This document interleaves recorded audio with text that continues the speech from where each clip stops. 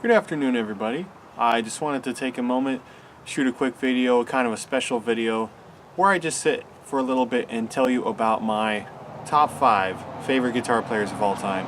I can also say the top 5 most influential or most inspiring or most important, but I'll just go with the word favorite. I don't like the word best because that's really subjective, and I've been playing guitar for 18 years and there's no way that I can tell you who's better than who. I just know who blesses me the most, who's my favorite to listen to, who has inspired me the most over that time period. And if you'd like to guess, I mean, if you know my playing, you know, like Perpetual Winter, or if you've seen any of my live playing videos on this channel, maybe you want to guess who are my top 5 favorite, or you can put down below in the comments, you know, you can guess there, or you can put maybe who are your top 5 favorites, or yeah, anything like that.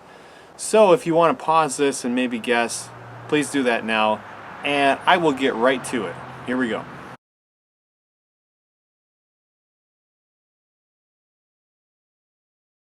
So there is a challenge to doing a top 5, of course. The problem is there's so many that I love, but it actually was easy when I thought about the impact and kind of how they affected me. And if you take all of these 5 guys together and you kind of put them together, I kind of am all this together, which is interesting. It's an interesting combination when you think about it, but that's the way I think most musicians are. But if you took these 5 guys and you kind of put them together, it would turn into me.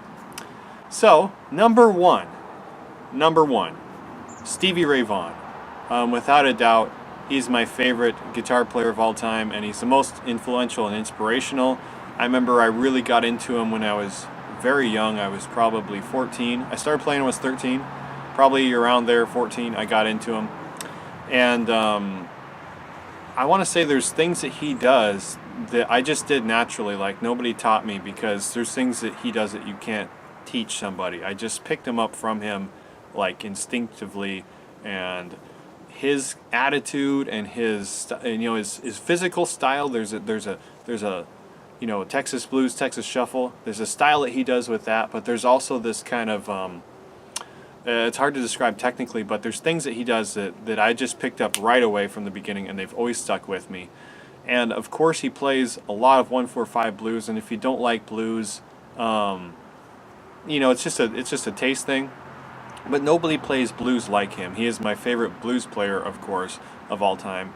He plays incredibly violently, aggressively. He has such a distinct sound, such a distinct sense of like emotion in his playing. And he does play as fast as possible, and he also plays really slow, really beautiful, really peaceful. I mean, he's probably most famous for something like Pride and Joy, Texas Flood, Voodoo Child. His you know, his love for Jimi Hendrix is strong. But also, please listen to his cover of Little Wing, which I love tremendously. It's one of the best songs ever to me, and it's so much better to me than Jimmy's version of it's instrumental instead of having singing. But also listen to his song Riviera Paradise, and also Lenny, and you can get his real kind of sensitive side. He even has a lot of like influences that kind of connect to his blues. Like he plays everything through blues. So there's like kind of surf music at times. There's like a little, you know, country rock, rockabilly. There's a lot of kind of like little jazzy things. There's so many cool nuggets in his playing. And we'll like all of these players, but especially him. Anytime I go back and listen to one of his records or watch one of his DVDs, there's always something that I'm learning or hearing or just amazed by. I'm just absolutely amazed by. You know, his tone is legendary, his licks are legendary, and he was just one of the most amazing guys. So Stevie Ray Vaughan, number 1.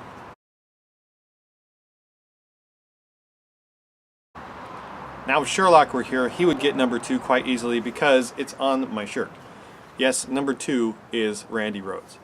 Now the thing about Randy Rhoads is he didn't have a long time to write and to show the world what he did, but he did so much in the short time that he was able to play music. And of course, you know, you can't watch a football game without hearing Crazy Train. Something like that.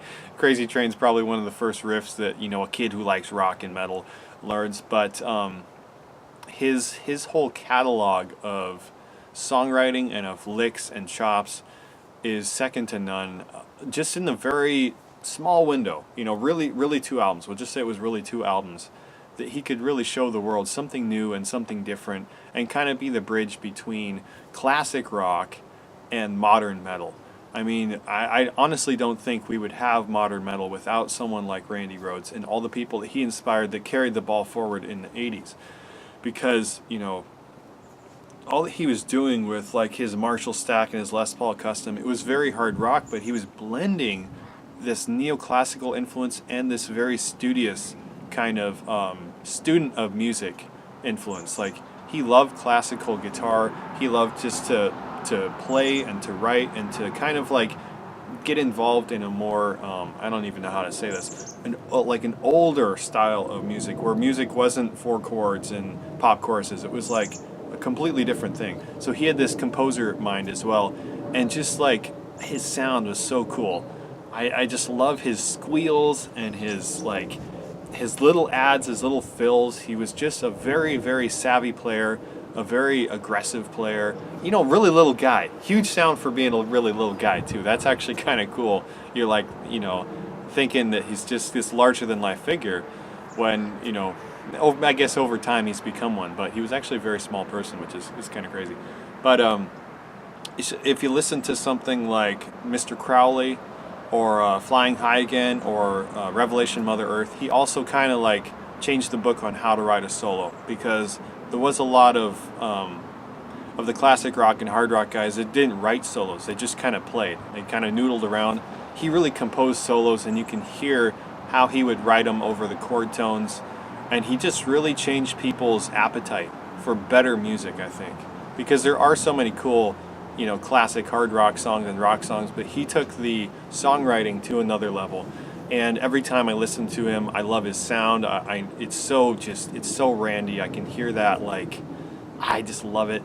And he's also just so inspiring because his playing is so alive. I don't know how else to say it. It's always so fresh and alive when you hear it, and I'm so thankful to have the recordings of him that we do. Number 2, Randy Rhoads.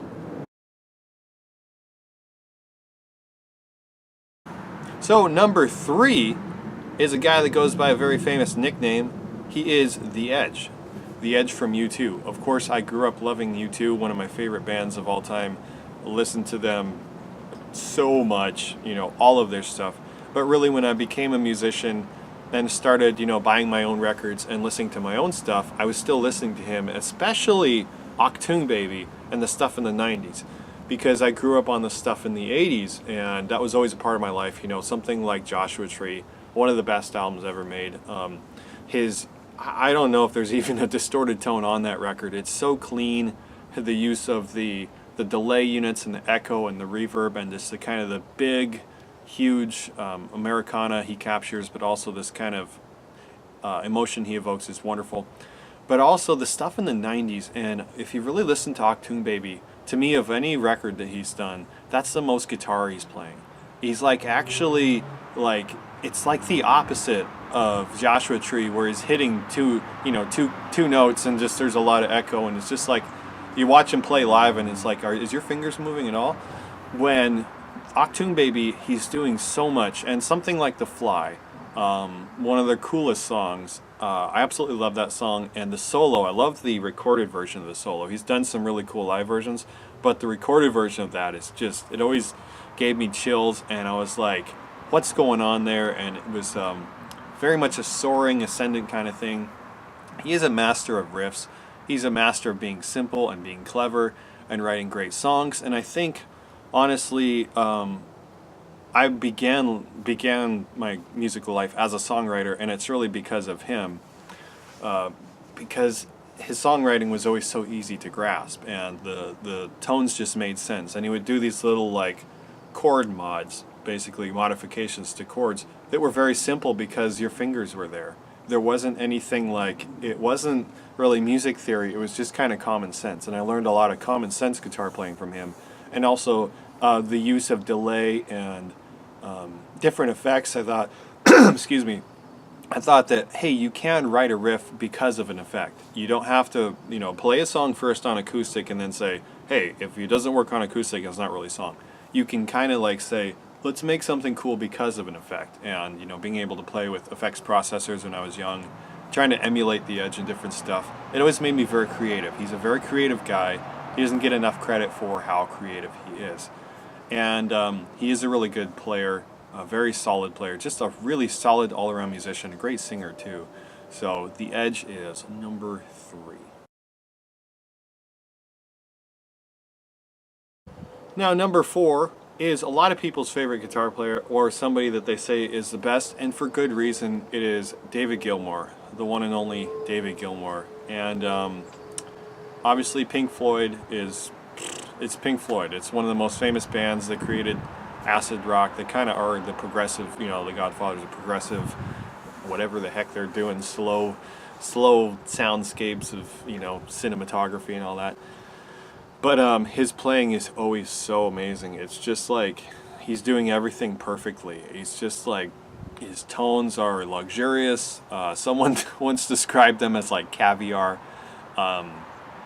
I've been trying. His tone has been one I've been trying to chase for years, and I finally found it with the Caprid fuzz.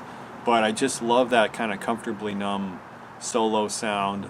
Probably one of my favorite Pink Floyd songs is "Back to Life." I love the songwriting of that, and that kind of shows David Gilmour in a nutshell. It's a really peaceful song, a really uplifting song, and then the solo is just like, it explains more with music than you can with words. So Back to Life is a great example of that. Of course, The Wall, Dark Side of the Moon, Wish You Were Here. Just listen to those albums. Even if you want to go into Animals, it's more experimental. And he can get, experimental because he's always searching for something different. He was doing kind of like Jimi Hendrix did, where you just, with the effects, was very, very rudimentary kind of back then in the studios, but just trying something. Just like, who cares? Let's just try, because we're, sound is music, so let's make sounds. And but just his playing in particular, you can always count on David Gilmour to have a very clean, beautiful, majestic, soaring sort of attitude. His solo album On an Island is incredible. And also there's something called, I think it's called the Meltdown Concert. We always just called it the David Gilmour Concert. But if you know what I'm talking about, it's just him acoustically, and it's a really great band. Carolyn Dale playing cello. There's an awesome choir. The percussion's great. There's this really cool bassist with like black fingernails and a stand-up bass, slide guitar. That concert's awesome, and I've seen that concert a lot. And yeah, just his acoustic rendition of so many things. Shine On You Crazy Diamond, something like that, shows just the way he knows to be a storyteller and an architect as well as a guitar player. So number 4, David Gilmour. Number 5. Number 5 is actually a local boy. I mean, I'm here in Renton, but he's from Tacoma, and he's always written amazing music that has always helped me in my life and impacted me deeply. And even his guitar playing itself is fantastic and just so like, and that is Jerry Cantrell. I was very happy to see Jerry play when I was very young. I think it was 14. I think it was 14. Anyway, and it was a Jimi Hendrix tribute concert, and he played Stone Free and Manic Depression, and he sang he played with Ann Wilson from Heart, and it was just really awesome. And I thought, that guy's fantastic. That guy's awesome. I love his sound. And of course, Alice in Chains is one of my favorite bands. The last 3 Alice records are just amazing. If you haven't heard them, please listen to them. Rainier Fog was fantastic, but he is a true songwriter as well as a guitar player, and he's never doing anything flashy or over the top. He doesn't even move around a lot. He's super chill, and almost like David Gilmour, he's just really deeply into the music and just delivering beautiful, magnificent sound. Of course, he has an incredible tone. All these guys that I've talked about have incredible tone and legendary tone, but he's really up there as well. There's nobody sounds like Jerry. And a lot of what he's doing just with one pickup, getting all the tones that he's getting in the massive sounds. But again, he's another fantastic songwriter. He knows how to write amazing harmonies, very unique harmonies. He knows how to layer his music perfectly. And I think he's never ever doing anything that is way too beyond him. He's always writing things that are really natural. And I think there are musicians that get a bit too ambitious sometimes, and he's always delivering something that is really like basically what he can do. And I think that's a huge, I'm trying to give that as a huge compliment, because there's so many guys that are looking at somebody else and trying to do what they do, or they're looking at maybe the charts and going, well, like I can't do what's in my heart because the charts say we have to write this way. He's a guy that's always doing what he wants to do and what he needs to do, and living a life through music and all that he's gone through. You know, I'm so happy that he's still alive and he's still making the best music of his life. Of course, if you haven't heard his solo albums, you really need to do that. Boggy Depot is one of my favorite albums too. That is just a fantastic display of American music, I think. It shows a really huge range of influence. You can check out my review of it on this channel. Of course, check out my Alice in Chains reviews too. But his guitar playing is just, it's a perfect balance of a lot of the people of the past, and then he's moved into the future so nicely by just being himself. And I think that's one of the things that I learned later in life as a guitar player. Of course, being inspired, you're always reaching for the stars. But the most important thing as a musician, as a songwriter, as a guitar player, be yourself. Be yourself. And I think Jerry taught me that more than anybody else. Number 5, Jerry Cantrell. Okay, everybody, that is my list. It is complete. Top 5 favorite guitar players of all time. There are a lot of honorable mentions that I left out, of course. You could probably talk about in the list below. I probably love everyone that you're going to bring up in some way. And you know, there are people that are really inspiring in maybe one song or in their style or in their sound, but not as complete as all of these guys, and not for the longest time as all of these guys, because I still listen to all of these guys. And you know, just listening to him when I was young and listening to him now, you know, 18 years of playing behind me, so much music. I've written so many songs, released albums and stuff, and they're still just as inspiring and even more so. And I think that's really what I'm trying to tell you, and what I'm trying to explain is that that's really what is so amazing about these guys. I know this is a long video. I just wanted to sit down, take this nice day and tell you about it. Thank you very much for watching. Please have a wonderful day. I'll see you later.